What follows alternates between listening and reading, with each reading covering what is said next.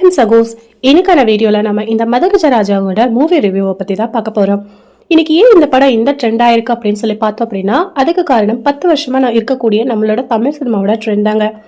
ஆமாங்க, கடந்த 10 வருடங்களுக்கு மேல நம்ம தமிழ் சினிமாவுக்கு போயிட்டு கை கொட்டி சிரிக்கல அளவுக்கு எந்த படமும் பெருசா வரதில்லைங்க.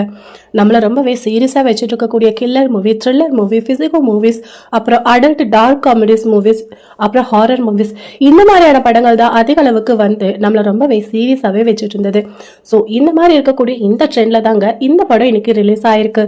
ஸ்ட்ரெஸ்ஸோட இந்த படத்துக்கு போகும்போது இதுல வரக்கூடிய சின்ன சின்ன காமெடிகளும் கலாட்டாகளும் நம்மள வயிறு குழுங்க சிரிக்க வைக்கக்கூடியதா இருக்கு, நம்மளோட பர்சனல் லைஃப் கூட லிங்க் பண்ணி. ஸோ சிம்பிளா சொல்லணும்னா, பழைய படங்கள்ல வரக்கூடிய ஒரு ஹீரோ, அவருக்கு ஹீரோயின், அவர் எதிர்க்கிறதுக்கு ஒரு வில்லன், அந்த ஹீரோக்கு ஹெல்ப் பண்ணிக்கிட்ட கூடவே கலாய்ச்சிட்டு இருக்கக்கூடிய ஒரு ஃப்ரெண்ட், இதுதாங்க கான்செப்ட்.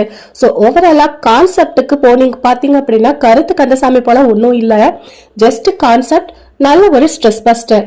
ஸோ நீங்க இந்த படத்தை பார்த்துட்டீங்க அப்படின்னா கமெண்ட் செக்ஷன்ல உங்களோட கருத்துக்களை பதிவிடுங்க. நன்றி.